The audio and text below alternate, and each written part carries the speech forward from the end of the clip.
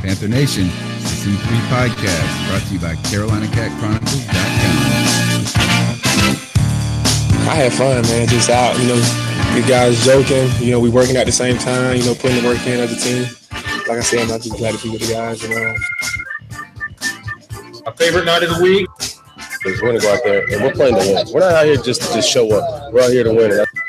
I don't want guys that want, because really, who doesn't? Nobody wants to win. Everybody wants to win.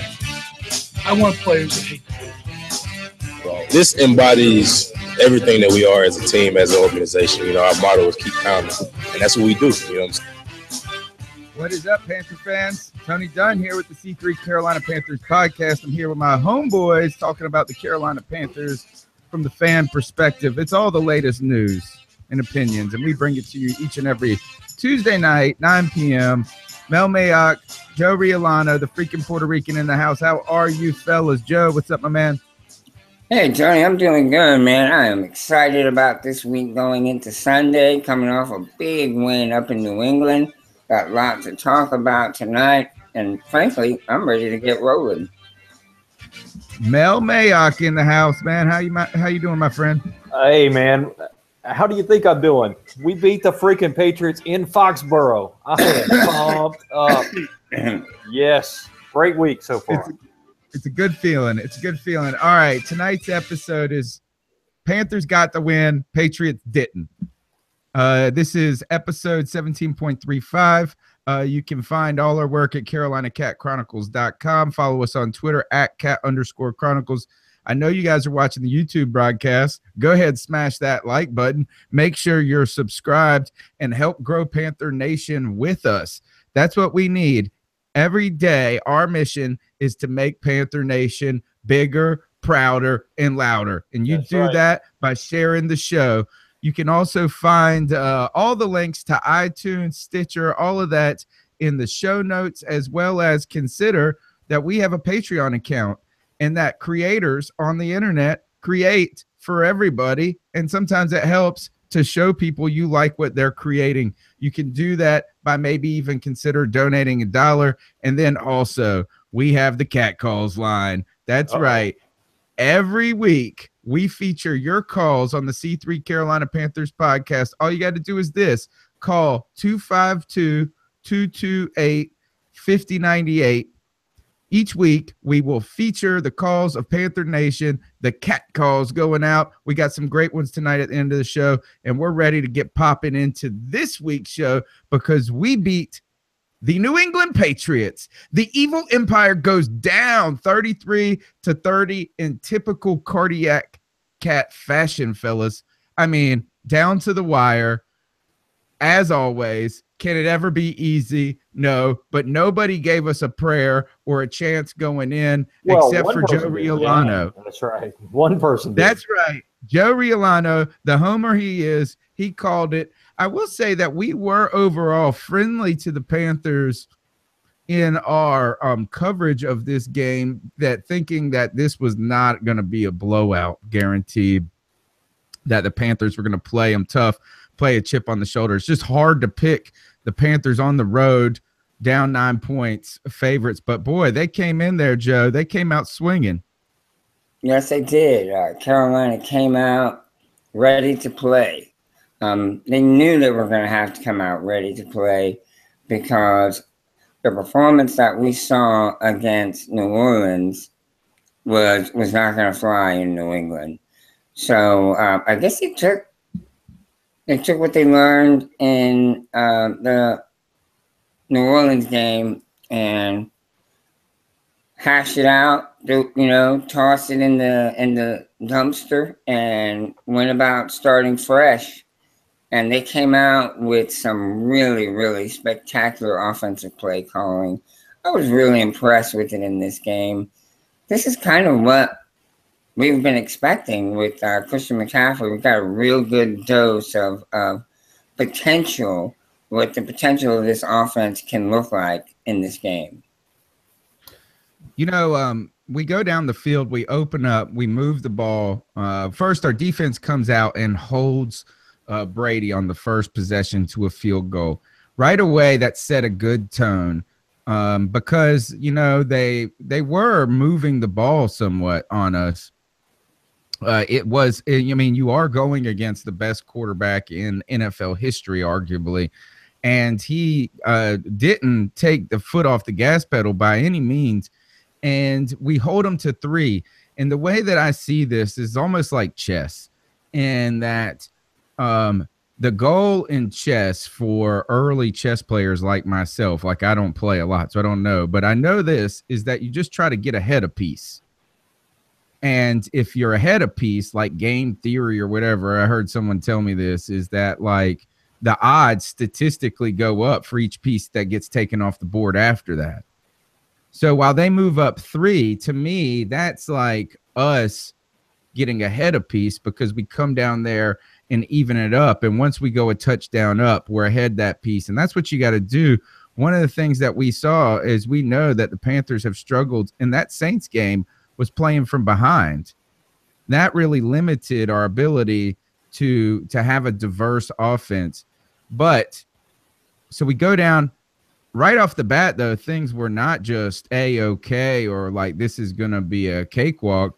We had to settle for a field goal on that first possession. And to me, that was somewhat disheartening. Very true. And guys, is it just me or do the Panthers seem to always play better when they start out on defense? No, well, it seems like I would agree with that. Yeah, I mean, the guy, like you said, they went out there and they set the tone and they set the table to, hey, they didn't just go down and score a touchdown. So now when we go down and make a field goal, which the last couple of games had been disheartening because we were driving so well after getting the ball first, and you kind of squander that opportunity and, you're behind a piece. But now when your defense has already held the so-called GOAT and you go down and you match them when you're tied up and you're getting the extra possession in the second half, then you're feeling a little bit different about things. Was I the only one? I mean, is this just the fan and me going a little crazy that with our offense sputtering going into this game, your defense comes out and stops Tom Brady? You move the ball efficiently, effectively down the field. Cam Newton looks to be having a good opening drive. And then you get deep into Patriots territory. I feel like we were inside at least the 20. I have to look up the stats, but I kind of wanted Rivera to go for it. The worst case scenario is that you just pin them back deep. As I felt like this is that I was a little concerned right off the bat that may have been an opportunity for us to seize a moment in a little momentum on the road, take the crowd out of it. Well, but we decided to kick the field goal. Well, in the same vein, that last possession of the first half, when we decided to go into soft coverage and we let Brady go down, put them in field goal range, and they kicked a 50-yard field goal to end the half to bring it to within 1 point. That didn't feel like a very good omen at the point, Yeah. So between those two, I want our coaching staff, and this is what I think is I don't want the coaching staff to be overly aggressive because the fans want them. I almost feel like the offense could feed off of the confidence that the coaching staff could have. I think that would do a lot for Cam Newton early in a game like that to say, you know what, everything, we got you. We believe in this. We're pushing all our chips in. But we didn't do that. We win the game. So, I know, but that was my initial instinct was go for it. Absolutely. Hey, people are popping in the chat room. Rashad Walker wants to know what we think of the new edition of Bird. I know we'll get to that a little bit later, but just hang tight. We're definitely going to get to that news. Yeah, definitely. A lot of things to talk about, but all right. So I do just a couple more overall points as we continue to delve into the Patriots game, and then we will talk about some of these highlights. Is that Cam Newton with his best game of the season. Really, he was something like 76% accuracy rate, passer completion rate. He threw over 300 yards. He had 3 touchdowns. He did have an interception and he had a rushing touchdown as well, correct? Yep. Yeah, he So looked this is fantastic. Cam Newton was the leader of this offense. He is the motor as usual. That's what we know he is and what he can be. It was just a matter of time before this happened. You know, it last week against the Saints, it was just so disheartening to see the interception after interception. And I mean, it wasn't all on Cam, but a lot of it was in that Saints game. So the fear was, how was he going to come out?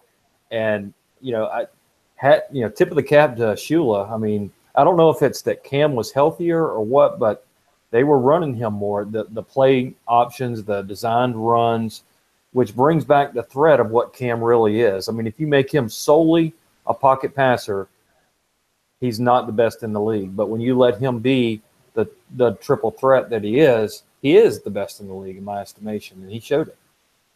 I do think they have become wiser in how they execute those things. Yeah. It's not the foundation of the running game like it once was. Right. You know, I mean, it's a component, and that's okay for it to be a component. It's just when he's featured as a runner, right, is that when things are a little difficult, right? The other thing, though, is that I wanted to punch down Joe Buck and Troy Aikman in the face the whole game. I hate both of them. And Troy Aikman was getting on my nerves more than anybody. And he was talking about how Cam Newton is just not going to be able to hold up if he continues to do this. What I wanted someone to say is this: have we ever seen Cam Newton slide so much and so well as we have? It's like he went to a sliding camp over the summer. Hey guys, this is something that I haven't talked about with anybody, but it's something I've been thinking about. He looked totally different to me persona-wise, right? I mean, he was not doing the first downs, which I love to see. You know, his celebrations, I haven't seen him do the fist pump in excitement like that. I mean, it was I don't want to say this to where it sounds like I don't like the other things that Cam does, but because I do. I love everything about Cam, but it was very much just a authentic exuberance of excitement when he got first downs and touchdowns. And in the post-game press conferences, he went out of his way to point out his teammates, the offensive line, things of that nature. So it's like he became much more just genuinely the leader of the team as opposed to Cam Newton, the superstar. Well, I tell you, all right, so one of the things, though, is to bring up when it comes to Cam's performances, like Cody Lackney has pointed out and some others have pointed out, is that practicing with the team is that this really helped Cam to get his confidence, to get his precision. I do think that's important, right? I think that we're slightly overblowing it personally. I think that and now, I mean, I guess I heard that he is a reps guy. I heard Damian Lewis say today on WFNZ, and that is that he gets better with more repetition. He did, and not like just as in like just more practice, but as he's like kind of a groove player. And I can see this is that he does typically start off slow. If you know, it's like and Joe has always said that, you know, it's just good to get a little dirt on his jersey first to loosen him up. To knock the jitters out, that kind of thing. So I do think that practice went well. I do want to say this is that I don't want everybody to over bandwagon everything.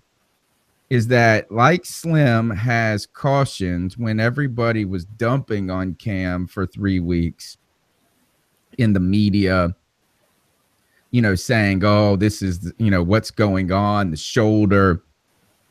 He can't, you know, this is deeper. There are bigger problems. This is more than rust. That's too much, right? One way. But I also think that saying this game right here, because he threw over 300 yards and we had 33 points in this game, that Cam is back to 100% of form. because I don't believe he is yet. I don't think that arm strength is fully where it will be in 4 or 5 weeks. I think there is, and I don't think it's rust in the game. I think it's actually a little bit of maybe hesitation, maybe limitation physically. Yeah. There's one play where he went, I think he ran out of the pocket, and he could have fired this touchdown to Funchess. And I think he would have thrown that pass in the past, but it was like a 25-yard pass, and he would have had to throw it on a rope. And I don't know if he was ready to do that. And I mean, and so I do think that we saw some parts of this, that these guys, more of the throws were down the seam or inside the hash marks rather than outside the hash marks. A lot of intermediate and underneath routes, other than Benjamin, who he blew up for 25 yards each time. Did you guys see, do you see the room? What I'm trying to say is this, is Cam is back, but not all the way back. No, he's only going to get better. Yeah, right. He's improving. And the hope is right. He just keeps progressing, right? And you know, a key part of his progression is some of the schemes that are being run. I mean, what went on with McCaffrey on that Fozzie touchdown? That was unbelievable. You go back and watch that play. Yeah. He sold that fake over to McCaffrey over to his right. It almost like every New England defender and the New England bench ran over to cover CMC and left Fozzie wide open. And that was just a brilliant play. So, you know, it was a good play, but it was also just straight bad defense. It was. So, but it was Cam recognizing where the bad defense was. You know, there's countless examples in the first 3 games where he's missed opportunities, whether it was overthrowing or just missing guys running wide open down the seams. You know, he's had some bad. I think he's not only getting more comfortable physically, I think he's getting more comfortable with this new scheme of an offense and how it operates with the misdirection and the dinks and dunks. Yeah, no, I agree with you. Lynn brought up that Dixon was open in that play too. He sat out the entire preseason. Yeah. So he didn't get any sampling physically of this new offense. He got to study, you know, the offense theoretically. It's one thing to see it and another thing to execute it. Right. It's one thing to understand it, but another thing to go out there and actually do it. Right. I think it's starting to come together. He's just now getting to the point to where he's starting to realize what it's going to take for him to lead this offense. And I said something the other day. I'm going to bring it up now. I think this is a good example of Ron Rivera's growth as a coach. I think in the past, he would have done things differently. I'm going to bring up 2 points here. I think Rivera and the coaches, both Rivera and the coaches, held back the offense this first 3 weeks. Now, I'm not saying I think they were trying to lose in the New Orleans game. I'm not saying that at all. I'm just saying that instead of showing all their cards, they played a little bit of this new style of offense that we incorporated because of Ryan Belichick. Belichick is Bill Belichick at breaking down your offense. He's an expert at getting in there and finding weaknesses in offenses. And we didn't give him enough of what we were going to do in that game to do that. What he saw on Sunday was things that we ran, lots of things we ran for the first time. He had no idea what we were going to be doing. So everything he had game planned for was thrown out the window because we weren't doing those things. And that's, I think, a little bit of Ron Rivera's growth as a head coach. Well, let's see if he can keep it up. I agree. Unveiled the offense week 1. Yeah. And kudos to Shula, right, Joe? Right, exactly. Kudos to Shula. He called a great game. He called an absolutely fantastic game, which is something we've been waiting on. And guys, I think, Mel, you made a point. We're not there yet. This is not the best Panthers team that we can put out there yet. These guys are still they can get better. This was not our best game by any means. No, not at all. And I do think, I think it's I hope, Joe, that you're right on this, because if Ron Rivera is starting to think a little bit in that with what we would call strategery, there you go. Right? that could bring an added layer to the coaching staff. But look, what we're gonna say is that means there's more stuff we haven't seen. Is that what we did was different and good, but there were also, it wasn't so exotic that we did everything possible. Now, there are some limitations, guys. What the limitations? First, let's point out this too. The offensive line didn't have to play the Texans or anything, but the offensive line held up. They played much better than they had the previous 2 weeks. I will give them a pass in that Buffalo game, because I went and watched Buffalo play the Falcons, and that Buffalo defense is playing like damn. McDermott has it going. Yeah, he does. That shows you how it's an attitude. It's not even just talent. Those guys are believing. Hungry. Yeah, it's crazy. You can just see it like wild men on the field. But the offensive line played much better. That helped, right? It helped tremendously, because we saw with Cam, he maybe just needs a little bit more time than a guy that's going to get it out in 2 seconds. You know what? Let's see what he does this week. Let's see how our team does this week, because the Lions defense is a big step up from that New England's defense. New England is a better team, and I still think New England is the odds-on favorite to represent the AFC in the Super Bowl. I mean, they're just that daggum good, and we beat them in their house. But their defense strictly is not on par with the Lions. So we're going to have a big test this week. We'll see how Cam looks this week and the rest of the offense. Yeah, we're gonna preview the Lions matchup at 9:35 with Logan Lamorandier.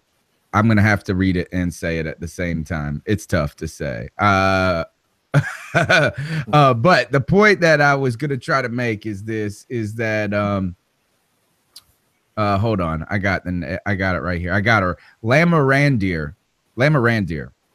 Logan Lamorandier. We've had him on before. Lions. Second time on the show. Yeah, he's good. He'll be here to preview the Lions matchup at 9:35. Now, look, with all these great things that come out of this was a hard-fought game. There was a lot of injuries that are continuing to mount in Carolina that are going to really test the fortitude and depth of this team, and maybe the creativity and ability of the coaching staff. Look, Damiere Byrd is out on IR now with a broken arm on one of those reverse plays. Poor guy got smashed and broke his arm. And I was always concerned about that, dude, because he's so slight of build. He's real fast, but there ain't a whole lot of him out there. Worried about. Well, you know what they say: the Lord taketh one bird away, He giveth another bird. That's right. That's right. So here, just a couple of other injuries is that I saw Trey Turner roll an ankle. You don't like to see the big guys roll an ankle, because those heavy set guys, they have a hard time getting over that. You saw Julius Peppers continue to deal a little bit with the shoulder.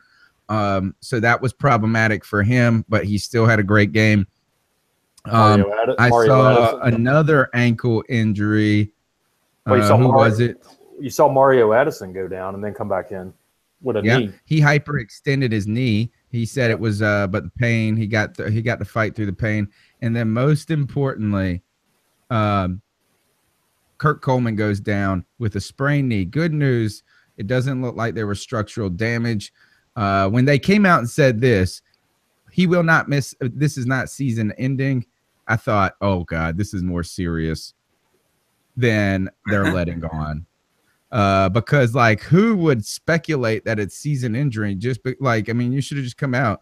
But anyway, I was thinking right away, and it is an MCL sprain. Yep. I was thinking, you know what I thought of right away? Peanut Tillman.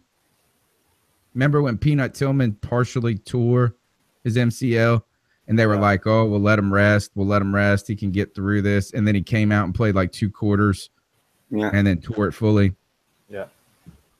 All right. So Coleman's gone, and then they bring in Demetrius Cox as a replacement player who seems to be playing well. And kudos to Kevon Seymour for filling in for Daryl Worley and doing a darn good job. Think about that, guys. We had 2 youngsters starting against the GOAT, against Tom Brady, and we held him in check. I mean, he under 300 yards, which is a big deal. The way he has set career highs this year. So, I mean, kudos to those guys. Coleman's down. He's going to be out for what they're saying is a month, the minimum of 2 games. We're going to say, he's going to be out for the next 4 weeks probably. Mm-hmm. So, what do? We go inside, Jarris Byrd, off the couch, bring in the veteran. I think he's only 30. Yeah. I don't think he's terribly old. Jarris Byrd, I wrote a story for CarolinaCatChronicles.com, real quick one today, and I said we signed Byrd 4 years late, but under better circumstances. Because much better budget. We lost Mike Mitchell after the 2013 season to free agency. We had like 21 free agents that year, 18 unrestricted ones, I believe. Yeah.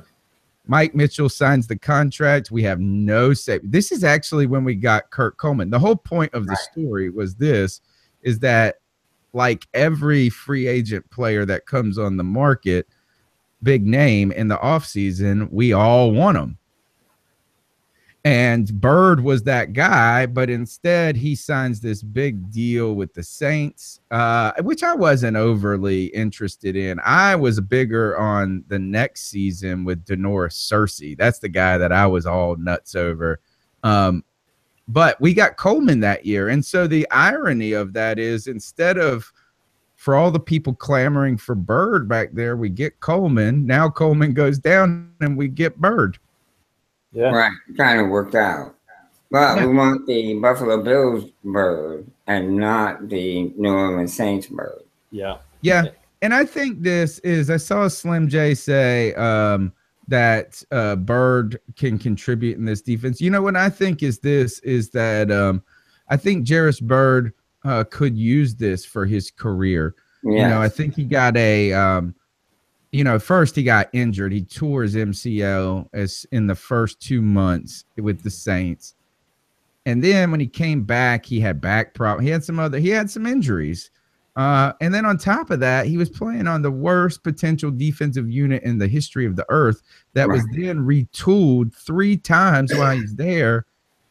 And he becomes a casualty. I just feel like you could put him in a good system where you don't need him to be but a solid player, and he could find a little renaissance. Yeah, potentially that would be great for us. Yeah, it's going to be interesting to watch because I don't think he's played in this same exact scheme before. I know in Buffalo he was a single high safety most of the time, right? Kind of like the Earl Thomas type of a safety. So it'll be interesting to see going to more of a cover 2 type of a defense. As he gets a little bit older, going from a single high to a cover 2, that might be a great thing. It might be kind of like going from a corner to a safety. Yeah. Yeah. It might not require him to cover so much real estate. Right. It might be a very good thing. We'll see. Time will tell.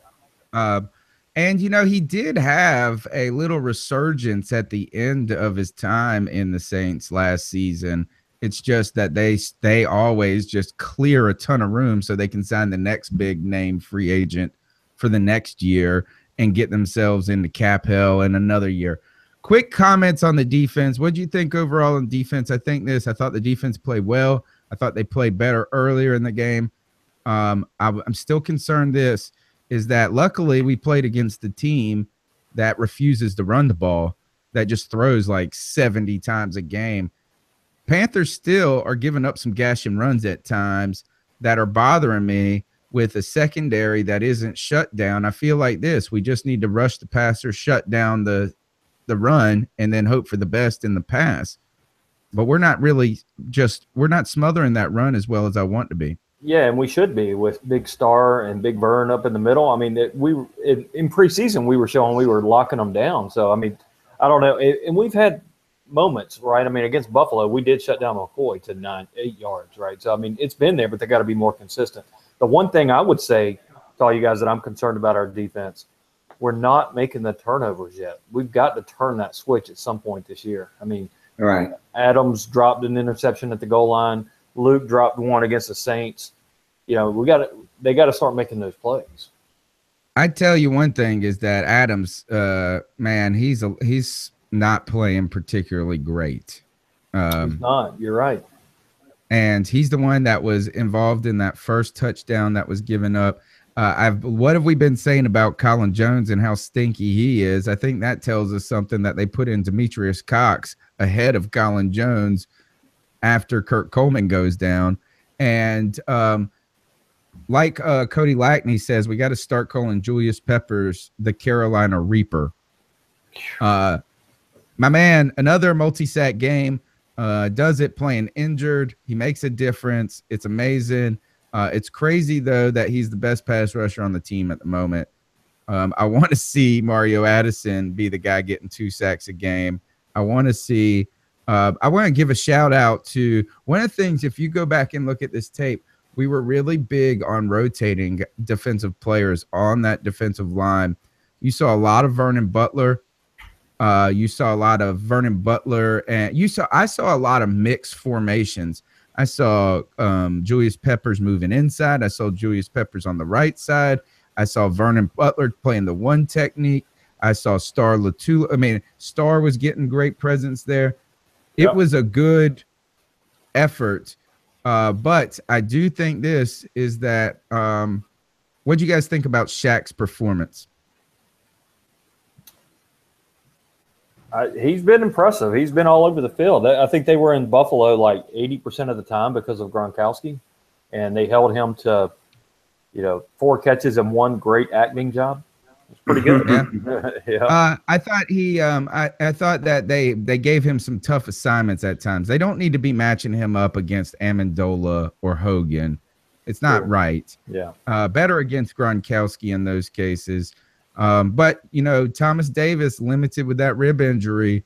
You're going to see more Shaq Thompson. We got Logan coming in just a second. Let's jump in and do our players of the game real quick, and then we'll put this game in the rear view. I just like doing it, man. Dab on them folks. Dab on them folks. And that dab on them folks. They like seeing it. Tell me what to do. Dab on them folks. All right, Joe. Hit them up with your player of the game, man. My player of the game this week was, and I think everybody, this won't be any surprise, Devin Funchess. He came out and really showed what we drafted him for. This was the player we were expecting to see, I guess, for the last couple of years. And he's now shown up, and we know what we should be expecting from him week in and week out. Devin Funchess, my C3 player of the week. Very nice. Man, you know what the play that I really loved about Devin Funchess was when he got that 3rd down play. It was like 3rd and 7. He got it on the 5 or something like that. It was in a time where we needed to respond. And he was injured. He busted through the tackle. And he hurt. Busted through the first tackle, and made it. And I thought, man, this guy's playing hard today. Good 2 touchdown game for him. Mel, who's your player, dab on him player of the week? Well, it's low-hanging fruit. But when Cam Newton plays the way he played, the Carolina Panthers are very tough to beat. When you're talking about nearly 80% passer rating, you're talking about 3 touchdowns, you're talking about running for over 40 yards, close to 50 yards. I mean, he was the difference in the game. Tom Brady said the Panthers got the calls and the New England didn't. No, the reality is what we had that they didn't have was Cam Newton. He was the best player on the field. He's my player of the week? My player of the week goes to Julius Peppers. Another multi-sack game. Did it 37 years old. He got 147, 148 on the career. Continues to be a physical presence on that line. The Panthers pass rush is just better when he's in the game. And basically, I'm going to continue to just pick him as the player of the week as long as he's on the team because he's the greatest Panther of all time, the Carolina Reaper, right? And he is the greatest. He's a legend. He's a living legend out there, and he hasn't slowed up. I'm not giving it to Gano. Gano's got to do more for me before I give him the player of the game. You can't miss you can't miss an extra point and get the player of the game. I tell you, yeah, good point. And or not extra point. And I will say this is that, we all held our damn breath when my man went out there. We all did. All right. So let's preview this Lions game. Welcome, Logan Lamorandier. Close as I can get, very my good. friend. What's going on? That was great. Perfect. Welcome back, man. Welcome back, Logan. Hey, thanks for having me. The Lion Lowdown is where you can find him, and we brought you this second time on the show, and we got you here because right now I read this is that the Panthers Lions game is the only game in the NFL this week where two teams with winning records play. Yeah, there's a lot of parity in the league right now. It's pretty crazy. You have the Chiefs, and then you just have a lot of other teams that you're kind of all jumbled together, and especially in the NFC, you have quite a few 3-1 teams, and the Panthers, obviously, when you can beat a Patriots team, no matter how bad their defense is, it's you have to be encouraged by what you see. So I think it's going to be a really good matchup. Yeah. All right. So tell us a little bit about this Lions team. Off to a good start. Matthew Stafford seems to be clearly the offensive leader of that bunch. A lot of continuity with the coaching staff, it seems, that is really – and then you got a defense that's playing much better. What have you seen? What have you learned about your team in these opening weeks of the season? Yeah, I think anyone anticipated. And so it's been a pleasant surprise. Last week, the Lions played the Minnesota Vikings. And going into that game, even though it was led by Case Keenum, the Vikings had the second-ranked offense in the league as far as yards per game go. And the Lions shut them down, only allowed them to 7 points. And on that drive, when the Minnesota Vikings scored, the Lions linebacker unit, which is already down Jared Davis, hoping to have him back this week. But not only did on that drive and the Vikings scored, starter Tahir Whitehead and Paul Warlow were also down as well. So the Lions were down to 3 pretty much special team linebackers, and that's when the only time Minnesota scored. So it was really against a decent offense. They were able to shut them down. And then even in the passing game, Thielen and Diggs are two guys that have been playing well all year, and the Lions didn't have too many troubles containing them. They had a couple chunk plays, but other than that, the Lions defense, and especially their run defense, is stout, and that was a big concern coming into the year.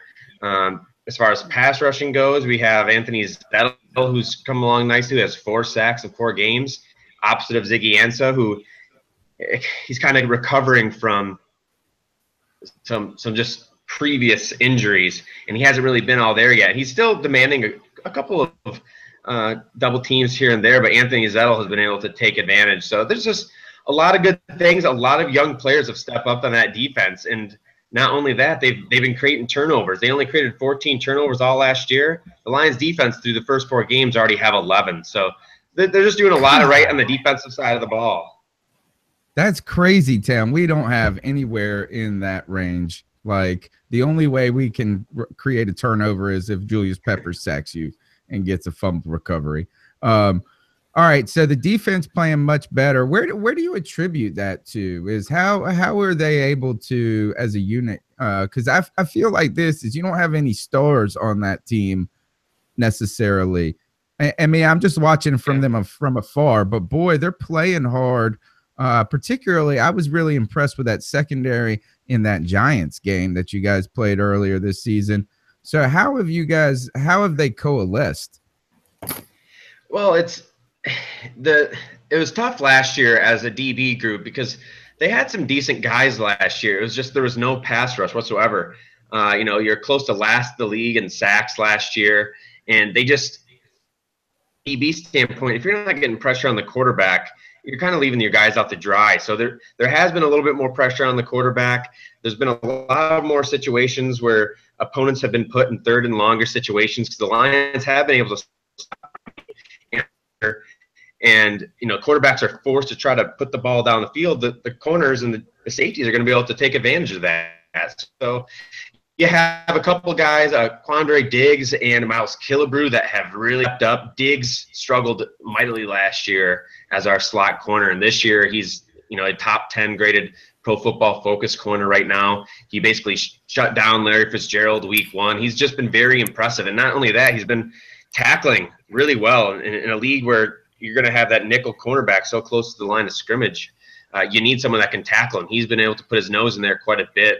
So yeah, I think it's a lot of things coming together for the Lions, where it's as far as the DBs go, their lives have been made a lot easier just by the front seven playing a lot more consistent in front of them.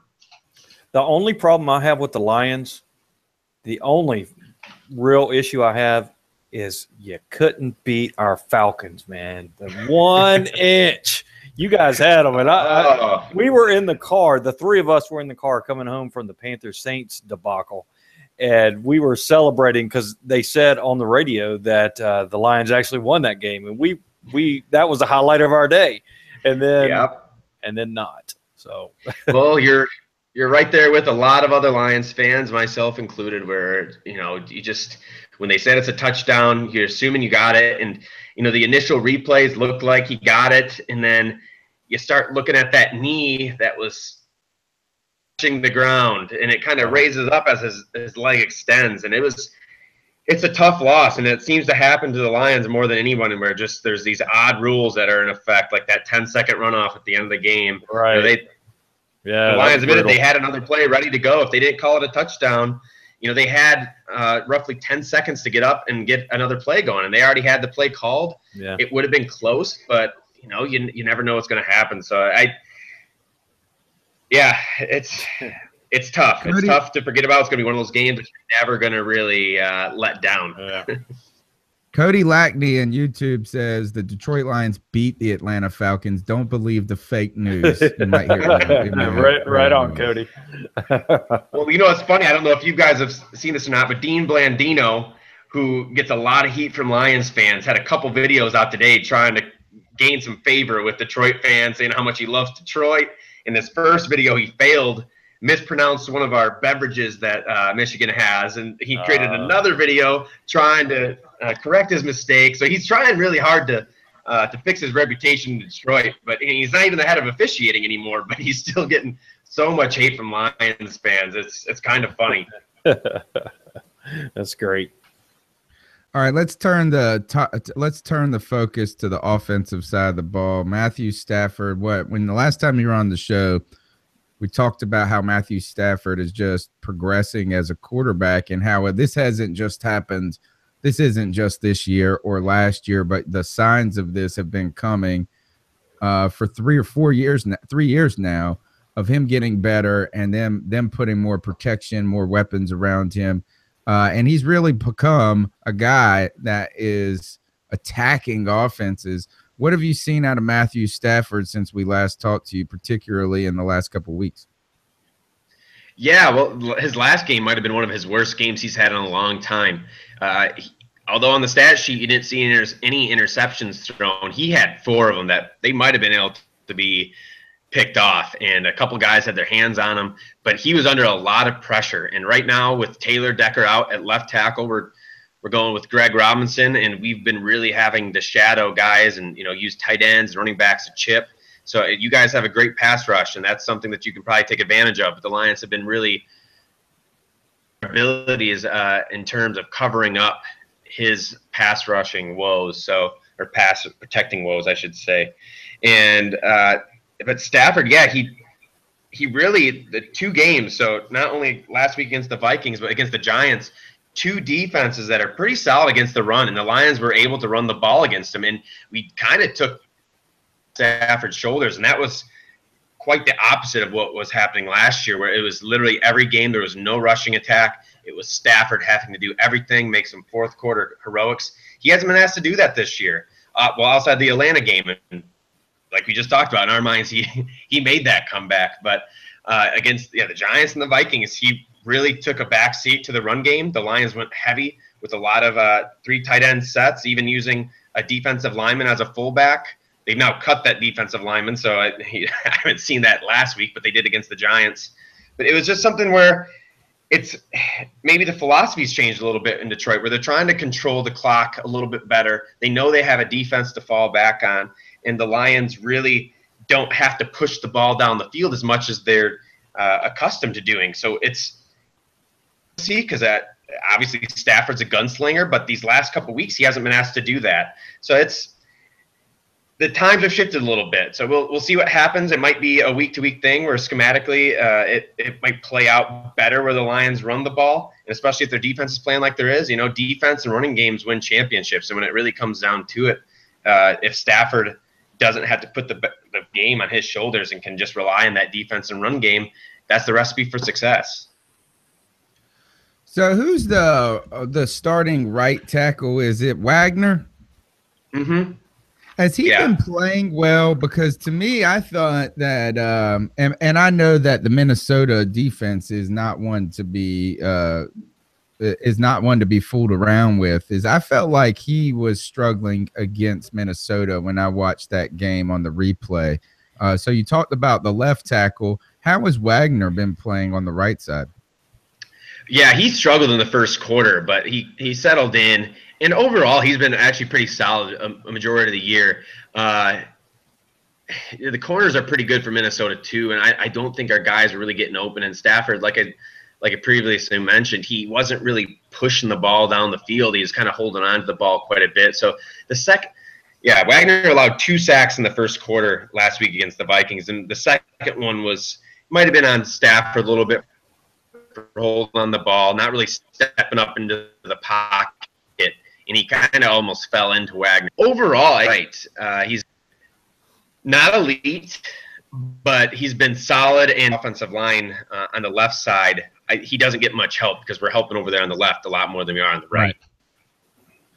All right. So next offensive question. Tell us about Ameer Abdullah. How's he? It seems to be every other game. Yeah. Well, he almost broke 100 yards last week, and the Lions haven't had a 100-yard rusher since 2013. Reggie Bush, 56 consecutive games now. Wow. So that's a stat that will blow your mind. I don't know if everyone in Detroit knows it, but I'm sure out of the area. We talked about it in the last show, and I thought that it was even went back further. I forgot about Reggie Bush, and I was going back all the way to 2004. It was crazy. The crazy thing about it is that while it's crazy to hear that stat from 2013 before Reggie Bush, it was a stat before then too. I think it was Barry Sanders before that. It was probably quite a few. It's probably Kevin Jones, I imagine, at some point. Yeah. If my memory serves, but Abdullah, it's kind of odd because he was a bell cow in college, and then since he's coming to the NFL, just having that small scat back, he's not really ever considered as a 3-down back, but he can really do it all. And he's a great runner in between the tackles. He's very shifty, can make guys miss in small areas. And with the Lions line not always getting the best open lanes for him, he's been able to do a lot with what he's been given. So he's been impressive.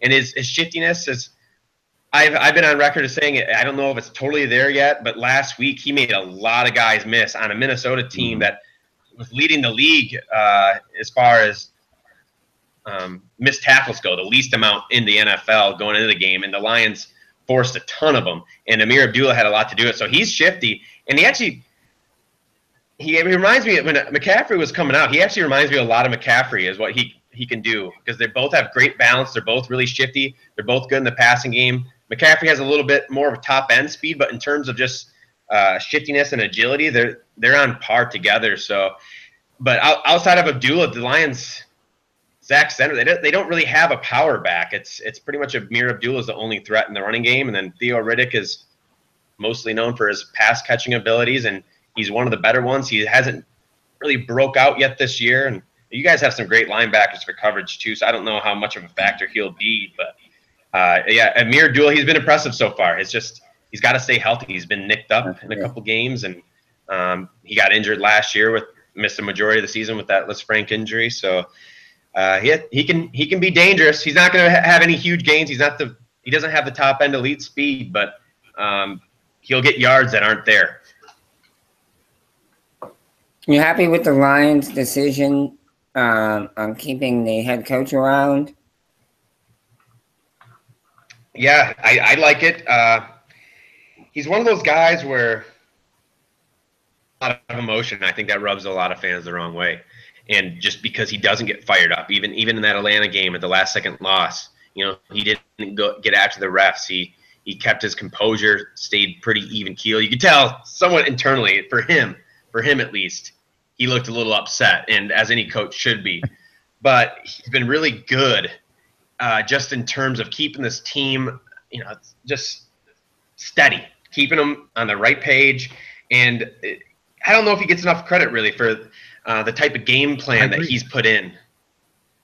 I agree because, if you look at the success the Lions have really had, you guys have been in the playoffs twice, right? Since he's been there, you've had multiple 10-win plus teams. And I think there's something to be said that one thing that maybe Ron Rivera, our head coach, does particularly well. Look, not everybody can be a master of everything, but Ron Rivera, or at least in the early part of his career, seemed to steady the ship in moments where everybody else was falling off.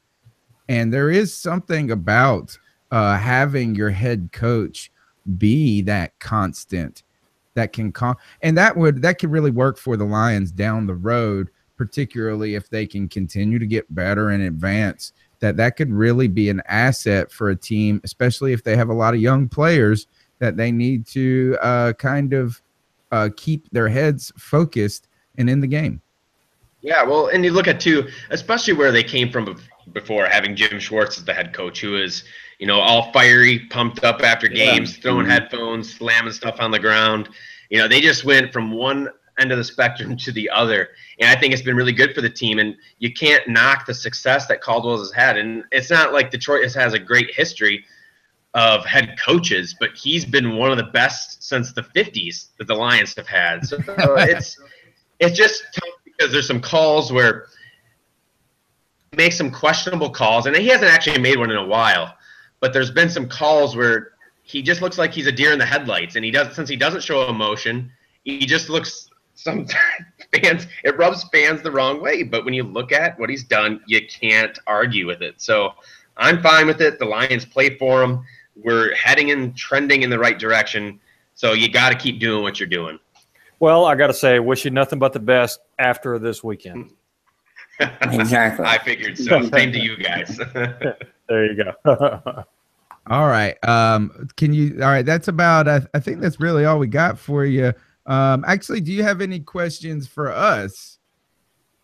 I haven't gotten to the game tape yet so much against the Patriots, but from what the highlights I saw, it looked like you guys had a lot of open spaces to run, and there was just a lot of lapses in coverage with the Patriots. That Patriots defense, I don't know what their deal is, but as far as without Greg Olsen, are you guys utilizing Devin Funchess more? I know being from Michigan, he's a guy I always root for.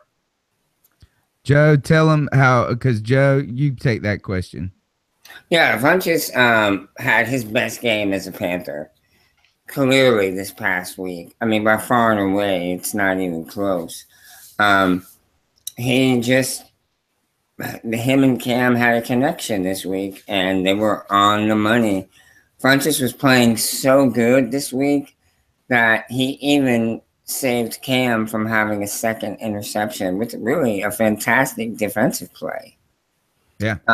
That's just where Funchess was this week. If there was a zone that people get into, he was definitely in it. He got us a first down in the middle of cramping terribly. He was taken off the field, but hustled back on to get the first down, and then proceeded back off the field to take care of his cramps. He really, really showed up in a big way this week. And that's a big deal for us because we kind of think he's soft. Yep. For being a former tight end, yeah, it's kind of crazy just how you think you'd be a really tough guy being that big and having that mentality as a former tight end. But yeah, I agree with that. And he's going to have, as most weeks I imagine, he's going to have a pretty good size advantage against our number 2 corner, who's 5'10", Nevin Lawson. DJ Hayden mixes in there as well. So yeah, you guys got some big receivers. It'll be a test. His favorite food is salad, dude. Who says that? That's right. That's what I'm saying. Like, I can't trust a man that says his favorite. Like, I mean, everybody loves a salad. Like, I mean, I get that that's a good food, but who says that? Especially when you're 6'5" in the NFL. Right. You know what I'm saying? That's just like my favorite food is yogurt. Like, Yeah. All right. Soft. Fat, But look, he had his first multi-touchdown game as a Panther.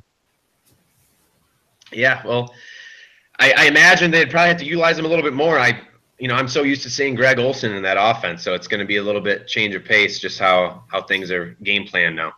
Yeah, we're still figuring it out, and we're dealing with the injury bug, man. We got more injuries than I challenge anybody to find a team that's got more injuries than we do, really, man. If I feel like we're dropping like flies, but we're finding ways to answer that call. All right, Logan, we're going to get you out of here. Can you tell everybody where they can find your work at? Yeah, for sure. My Twitter handle is L Lamorandier. That's spelled LAMORANDIER, and at Lion Lowdown as well. So either of those places, I'm pretty active on Twitter. I always try to reply, and I love having opposing views as well, especially coming from a team we're coming up this week. So give me a follow. I tend to give follow backs as well, as long as we can have a decent conversation and it's respectable. I'm all for it. So good luck to you guys this week. Well, maybe after this week. Well, somebody is leaving with one loss. We'll find out who on Sunday, and it better not be a damn tie because I'll just be pissed. But all right, thanks a lot, Logan. We'll catch up with you later on. All right, guys. Have a good one. All right. Fantastic guest as usual. We got a good little couple of tips on the Lions game coming into this action. I do think that this is going to be a tough test. Look, the game against the Patriots was a tough test.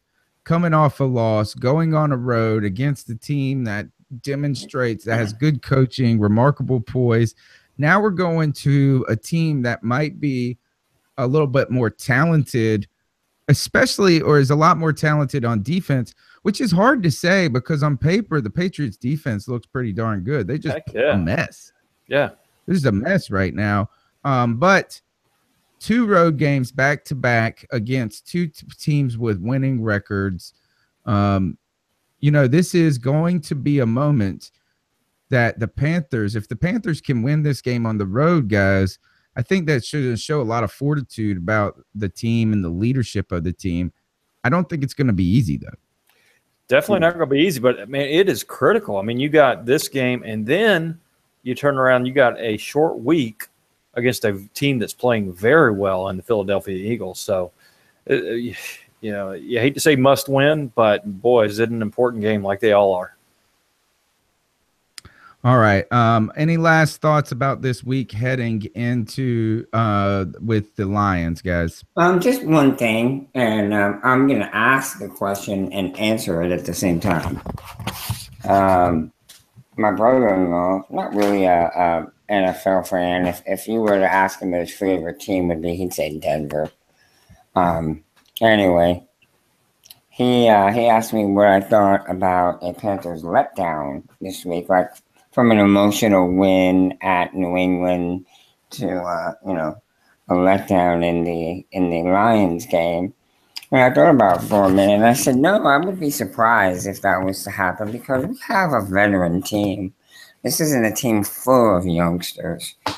This is a team that's played in big games, that's won big games, and, that has been there before. So I told him I did not expect to have an emotional letdown this week. If we were a team full of young guys, that would be more of a concern. But I expect us to be at our best this week. I would agree. All right. Okay, so let me see. Next, let's get into you want to get into these cat calls, guys? Let's go cat calling, man. All right. I'm excited. It's a good week this week. See what we got here. So what are your thoughts on catcalling? Yeah, it's pretty. You shouldn't do that to somebody. And how did that make you feel? Very uncomfortable. So how do you think catcalling makes the person feel? It feels good, like. Who's that cat sitting in the back corner with his face buried in his nose? Who's that kid that can use one?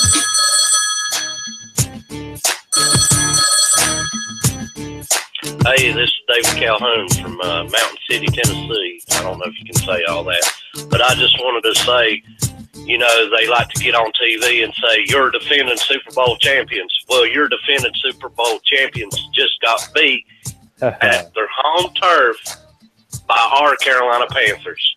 It might have not been pretty at the beginning, but they still got beat. A win is a win. Go Carolina Panthers. Keep pounding. Patriots lose. Finally, they may shut up, but I doubt it. The naysayers, it's over with. The Panthers are back. And, of course, if you're not down with that, we got 2 words for you. Keep pounding. I like it. Tony. Yo, well, guys, it's a beautiful morning in Iowa. I'll tell you that right now. It's like 52 degrees, too. It's kind of chilly. But anyway, great game. I don't exactly totally agree with your assessment on Cano and Shula, but that'll be my negatives. I'm going to leave it at that. The rest is going to be positive. I liked it. We were a very clutch team today. Clutch. Like, even when we're not put in the most best situations for our team or where we'd like to be, we came through. Everybody played a part. Didn't I say on the last call last week something about using Fozzie Whitaker? I swear I said something about it. Someone must have listened a little bit. Anyway, I love the game. It's one of those signature wins. Cardiac Cats back. I don't think, I know we can play with anybody. The question if we can do it every week to week, carry that momentum, even through injuries and such, yet to be seen. But I definitely believe, man, we did what we needed to do. And going in there is a huge signature win. It's a great start for this road trip. Still a long way to go, though. Get a few more of those in, we'll start turning heads. I know that's not our goal. We don't need to turn heads. We just need to keep pounding. I will do it, and I know you will too. Love you guys. Peace out. Nice. Gentlemen, it's Greg calling from the Behind Enemy Lines in Massachusetts. Last week I called in from underneath my desk. This week, out from underneath the desk. Happy to say I was wrong about the way I felt about the team last week. Glad that we beat the Patriots. Such a great feeling. I can't even contain myself. Now I'm going to go back to listening to talk radio, listen to Patriots bitch, and not give the Panthers any credit. Yeah, this is your favorite Falcon fan here, Scotty Jurassic. I bet you guys thought I wouldn't call, but the truth of the matter is we only lost to the Bills because our folks were hurt. And you guys got lucky against New England, so savor the battle, guys, but you're going to lose the war. The Falcons are coming for you. November 5th, we will be there, and we'll be louder than you guys. Keep pounding. Oh, what a troll. All right, guys, that's the cat call line. You can call anytime 24/7 and leave your message to be heard on the biggest, the greatest, the grandest stage of Panther podcast, the C3 Carolina Panthers podcast. That number is 252-228-5098. We wanted you to get your trash talk in there, be creative, have fun. We want to hear you guys, right? And we want to hear what you got to say and to push that on out to Carolina, to Panther Nation. That's 228-5098. I'm going to go ahead and tell you what, you can just go ahead and take that to the bank, folks, because that's where we are heading, man. This is been fantastic so far. What a ride already this season. This podcast has been. Can't wait to continue this with all those people out there and your participation. Thank you in the chat rooms as well. All right, guys, let's jump in and do our picks for the week. We do the division. We started this season doing division picks, and I got to say, Tony's red hot. Yeah, he is. Yeah, he is. More like cold as ice. Cold as ice. I'm prepping myself for the ice up segment. I went 0-4 last week. No bueno. One of them though, everybody. No. Who did we all lose any in common, Joey? Yeah, we lost the Dolphins and the Saints. What a drubbing that took place in London. If Jay Cryer's out there, I'd love to hear if he has been going to any of these games. But man, that was just a meltdown by the Dolphins. It was unbelievable. They've looked bad for a couple of weeks now. Yeah. I tell you one thing is that it was just ugly all the way until like the third, midway through the second half, then the Saints just started working them. Is that there was no offense. There was really very little getting done, I felt like, from either team. But man, that Dolphins offense just looks horrendous right now.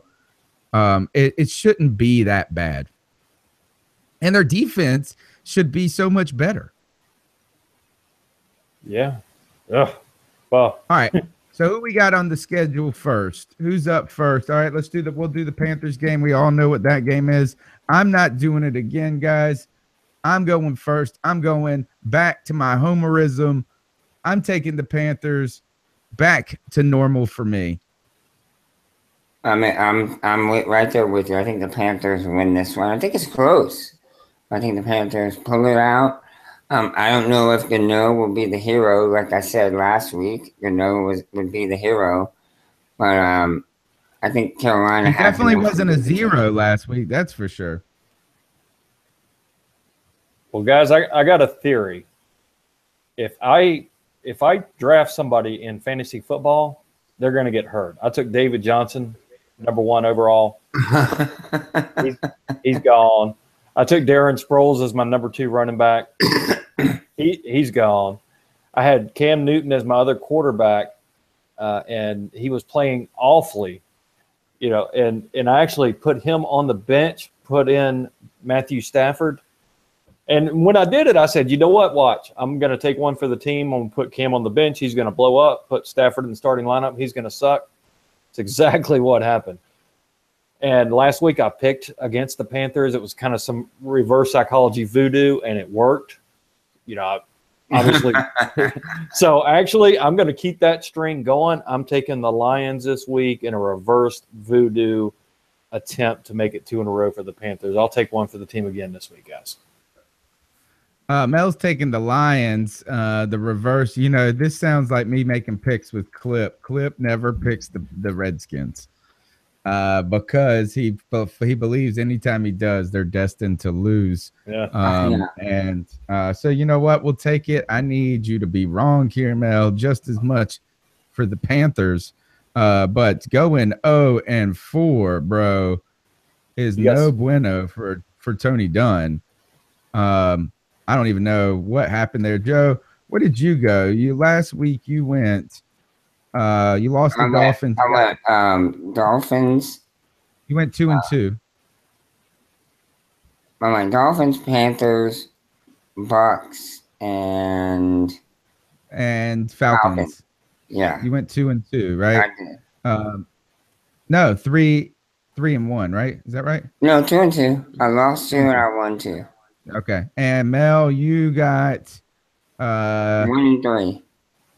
1-3. So you're not that much better. All right. Who's next on the schedule? But still better. We got the Saints on a bye. I know that. Who's Atlanta playing? They're on a bye too. Yeah. Really? Yeah. Yeah. Okay. So who are the Bucks playing? The New England Patriots on Thursday night, kicking the week off, baby. God. Yeah. Where is it at? It is Tampa in Bay. Tampa. It's in Tampa. Yeah. Oh God, you guys go first. I'll take it. I think New England's going to come in. I think they're going to come in on fire, and I just don't see New England losing twice in a row. I just don't see it. If they do, that's a good question. I put it out there in the YouTube chat room. Who are you pulling for in this game? You got to pull for New England, I guess, but that's hard to do. But I'm taking New England in this game. Joe? I'm saying the Patriots, they are going to be fired up. They're going to come to Tampa and put it on the Bucs. I think this is a blowout. I don't think it's close at all because Tom Brady and the rest of the team is so upset with the Ross. They're so frustrated with the referees that they're just going to come into Tampa and wipe the floor with the Buccaneers. Ooh, I hope you're right. In a way. It's a short week too, isn't it? Yep. Man. And they got a short week and they got to travel. I guess I'm gonna go Bucks, man. Going Bucks on the I like where you guys are coming from. I think I tend to agree with you guys, but that defense was all out of sorts, and the Bucks have just as much offensive firepower. Yeah. More. I think arguably a lot more. You got Mike Evans who's lights out. I'm gonna go Bucks at home. But I do Doug Martin is back this week too. Who's that? Doug Martin. Oh wow, the muscle hamster is back. The return of the muscle hamster. All right. Well, those are our picks for the week, guys. Look, you're listening to the C3 Carolina Panthers podcast. You can find all our work at CarolinaCatChronicles.com. We're about to bring you these ice up picks. We do want to encourage you to support the show by sharing. If you're listening right now, next stoplight you get to, or when you are downloading this podcast, make sure you subscribe. Make sure you just do something as simple as press share and share it on Facebook with your friends. That will go a long way. You can consider donating to the show. That information's in the show notes always and can be found on the website under the podcast. And really, guys, what we need to be doing is y'all need to be showing, put your money where your mouth is, and go get a Put It in the Bank t-shirt. Go get a I Stand with Cam t-shirt and show that you believe in this team and that you're willing to support small creators like us and to help us continue to grow Carolina Panthers, Panther Nation together. We appreciate everybody who's listening right now for doing that for us, because that's what you guys in the chat room do each and every week. Guys, let's jump in and do our ice up picks of the week. All right. This is where we tell someone in the world, anyone is fair game to ice up, to toughen up, to get it together. Joe, people were sending me emails to me about your mad pooper, your mystery pooper ice up pick. Yeah, the mad crapper. People were dying over that. Joe, can you bring it 2 weeks in a row? Well, I'm not that good, guys. I'll admit it. But I do have one. I'm in a fantasy football league with a bunch of Panther fans. At least, I think they're a bunch of Panther fans. And the fantasy league manager on draft night wanted to trade with me so bad for Kelvin Benjamin. He's a big Kelvin Benjamin fan. And it's like his favorite player. So he kept trying to offer me all these garbage guys for Kelvin Benjamin. And I kept saying no. Well, my running backs turned out to be garbage. And I needed one bad. So anyway, he said he offered me a trade later on in the year. He offered me Kareem Hunt at the beginning of the year. Yeah, I said no, of course. Who's this guy? Anyway. Oh, God, what a mistake. I know, right? Anyway, he sent me a trade offer that I took because I needed it. Dalvin Cook. Oh, no. J.J. Nelson. This was like before the 28th of September. Of course, I said yes because I was in dire need of a running back. I never got any information. I never got confirmation of the trade. I sent him a couple of texts saying, "Hey, did the trade go through? Did the trade go through?" Never replied to me. So I even sent the offer back to him as like, "Hey, let's make sure this happened." Never heard anything about it. This morning, I wake up and I check my email, and it says the trade for Dalvin Cook and J.J. Nelson has gone through. Oh. And I'm like, are you kidding me? So I blew him up early this morning, telling him, I can't believe it. I cannot believe you did this. This is so shoddy. And right. And he swears up and down that it was because of the processing, the trade processing, the fact that the Packers played on a Thursday and all this other BS. I feel it's a load of malarkey. He took advantage of me like a young girl and an old man. Or a man. So I'm icing him up. Chad Mahaffey, I'm icing you up for taking advantage of this Puerto Rican guy and pushing through a trade that I would have rescinded, knowing that Cook was out. And I'm so upset about it, guys. I can't even tell you how pissed I was. So ice up, son. Nice. Well, I think that's a good segue to my ice up pick, who I'm icing up, Aaron. It's Aaron. It's Aaron. It's ARRAN. Aaron Lee Squire and Dr. Sergi Santos, who were upset that they worked for 4 years developing a sex doll, a XXX sex doll, and they're upset because they debuted it at an electronics fair, or it's called the Arts Electronica Festival in Austria, and they're upset because the doll was molested. And they described the molesters as barbarians, and goes on to say there was so much interest at the festival, people were really interested in how she worked, and when it was all said and done, there was damage to the neck, the mouth, and that these barbarians broke a finger. And it goes on to say they were excited so much they treated her like a sex doll. She isn't a sex doll. She's a robot with AI. And then they go on to say that they soiled her. And that that he was upset with these barbarians because she needed to be treated like a lady. Yeah, you got to treat robots like a lady. Come on. Well, here's the thing that I got an issue with is that as you're upset of Carl Van said, well, she shouldn't be a whore. God, it's messed up. So right after he drops you need to treat her like a lady, he then shipped her back in a box to have her repaired. So all of this is bizarro. I think really what I'm upset with most is that this machine thing costs 3,500 pounds, which is like $4,000. And so these guys just had a run with a $4,000 machine because they couldn't afford it in public. This is all very disturbing, folks. Gosh, to you, the doll creators, to the barbarians, a whole lot of you. I say, ice up. You're all a bunch of soiled people. All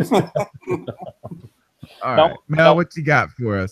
Why is it each week I'm the one that has to follow these sick demented ice up picks? I mean, last week it was the crap pooper. And anyway, mine that was from the Huffington, reported by the Huffington Post, though. Coventry Telegraph is where they pulled the link. Hey. All right, well, I'm going to bring it back to football, okay? And this was kind of painful for me. This is a guy who I absolutely loved as a teenager. This is a guy, I mean, before the Panthers pre-1995, I grew up a Dallas Cowboys fan. I mean, that's who I pulled for. The big three. I remember, and you're getting old when you remember Hall of Famers getting drafted, right? And covering the draft. I was talking about Troy Aikman coming out of Oklahoma going into the draft. That's how far back my draft love goes, So I followed Troy Aikman, and he's awesome. I've always loved him, and I like I know you hate him, but he and Joe Buck are the A team, But I tell you, this past week, man, did he piss me off. I wanted to punch him in the mouth too. I mean, he was anything that Carolina did, they were, pointing out, Cam can't do this, Cam can't do that. This penalty was awful, And then all of a sudden when Gronk did his penalty where he ran down and shoved Shaq Thompson and then and got away with it, then they're laughing about it. And when he gets that play with Adams where he fakes the pass interference call, they call it WWE, and they're laughing. But when the Panthers mess up, they're putting us down, giving us just bad respect. And it really it put a bad taste in my mouth the whole way. I tweeted about it during the game. I was like, Troy, are you freaking kidding me? So to a childhood idol to now a hated ice up commentator when you cover the Panthers. Troy Aikman, ice up, son. I'm icing him up right with you, Mel. Yeah, it was awful. Ice up from all of us. I mean, I even tweeted out that I just effing hate these guys. And I mentioned it earlier. It's awful. I do want to send our condolences. Mel, I know that you used to live in Las Vegas. Yeah. Not that this really helps anybody listen there going through these traumatic experiences. I'm not icing up this killer. I don't want to give any press or any longevity to these actions. But man, thoughts and prayers with the first responders there, and I know a lot of police officers personally. I live right across the street with a guy who trains the police officers on how to use their handguns in Las Vegas Metro PD. I know a lot of the officers there. They put their lives in harm's way for our safety, and their heroics kept more from dying. But man, just the bloodshed there, it's unimaginable. My heart goes out to all the folks there. Yeah. All right. Things we didn't cover tonight. First, Curtis Samuel. Any word on his situation? I think he'll be back. I think they were not playing him last week, not so much because of his health, but because his health throughout the week. He wasn't able to get in and do the reps in the practice as a young player. I think he'll be back. He'll be fine. Okay. Secondarily, we owe a congratulations to Mr. Harry Butt Kicker himself. Yeah. Kicking the game-winning field goal last night. Could you guys imagine had Gano missed the game-winning kick and then Butt Kicker went and made the game-winning kick? Oh, my God. This show would have been totally different. Butker did miss a 40-something yarder. His first one, yep. Yeah. I tell you one thing is I ain't ever seen somebody practice kick so much as Butker in that game last night.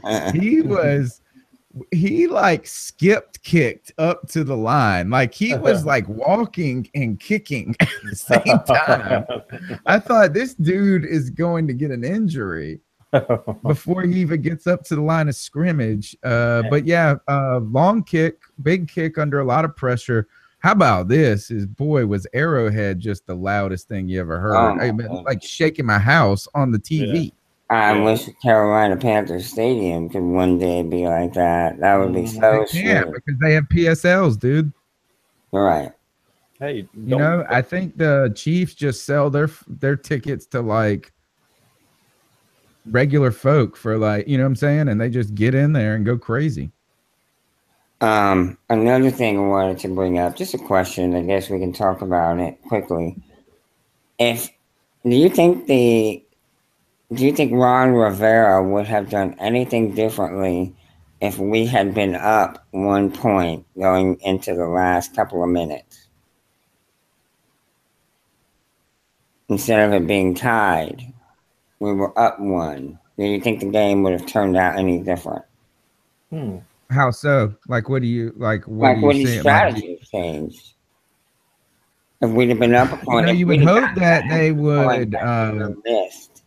He probably would not have tried the field goal, right? I mean, that's a long field goal. Right. I Yeah. agree with In a lot- that. in a lot- Right, probably would have punted, right? Yeah. I mean, a lot can go wrong. Boy, we got a Play couple of defense breaks. the same, or would have gone to that soft, don't get beat deep. Well, I thought we kind of did anyway. We let them score 2 touchdowns on us with under 10 minutes left. I hate we pregame defense. I hate we it. couldn't get after them.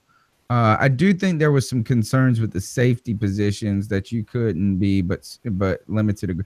I think I watched the game, guys. I don't think we blitzed but one time in the entire game. Wow. Which is smart, because that tells you this is Tom Brady can eat the blitz alive. Oh yeah. And that's not going to be effective against him. Like, I don't even think they tried. I watched the game. I know I watched the first half through all 22 last night real carefully, and I saw one Shaq Thompson blitz, and it was on like a run play. Or no, they thought it was going to be a run play, and it turned out to be a swing pass. But I wonder. That's a great question, Joe, because I don't know if Ron Rivera is ready to put the foot on the gas pedal just yet, and we need him to be that way. I do feel like we got some lucky breaks there, dude. Getting a sack on 3rd and 7 and getting that first down because of Gilmore's hands to the face. Yeah, that was huge. You mean you can't think of a worse penalty to get that really had nothing to do with the play at the moment. Right. It was irrelevant to the play, but thank God it was a penalty. They called it tight, and thank goodness they did. And that would have been game over, dude. I think we would have lost if we would have taken that sack. Over 2 minutes left. Yeah.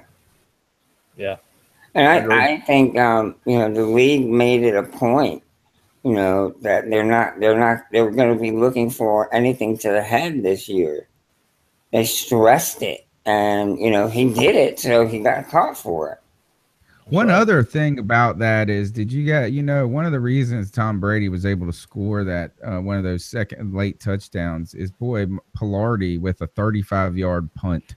That was they gave them the ball like on the 50 or something like that. Right. I mean, that's tough. So there's a lot of improvement that this team needs to make. Yeah. It is not just like not the a finished dominant. product. Yeah. Yeah. This is not 2015 Panthers right now. But this is where you get better. This is how good teams can get better through this. And you know what? Who really cares in week 12 if it was a close win or not? That's right. All right. Any last points, Joe? Nope, that was it. Sorry. I know we're getting out of here. That was it. All right. Guys, this is the C3 podcast brought to you by CarolinaCatChronicles.com, where every Tuesday night you can join us as we chop up the latest Panthers news and opinions from the fan perspective. I'm here tonight with my best friends, Joe Riolano. Tell them how they can become friends with you on Twitter. Hi, find me on Twitter at Joe Riolano. It's been a great show. It's been fun getting together with all of you on YouTube, everywhere, Facebook, everywhere. It's been a real blast tonight. Mel, how can they find you? You can catch me on Twitter anytime at Panthers Drafter. Love talking Panthers. Hey, C3 Fantasy Football, it is exploding. Having a lot of fun this year. Hope you guys are having fun too. And please call the cat call line. Tony, maybe you can give that number before you go off the air. A couple people are asking on the YouTube chat. The number is 252-228-5098. That's 252-228-5098. Plug it in your phone, press save. One shout out, guys. Everybody can go and join Panthers for Life reboot group. It was canceled by Facebook for some reason. It's the best Panthers group on Facebook, in my opinion, or one of them competing for that. And now it's time to reboot it and bring it back. So go show them their support. And remember, go follow us on Facebook, Carolina Cat Chronicles, at Twitter, at cat_Chronicles, and go to our website and check out our stories. Click an ad, buy a t-shirt, support the podcast. We could use your help. We'll see you next Tuesday night, 9 p.m. See you there, and keep pounding. Go Panthers. Well, Panthers.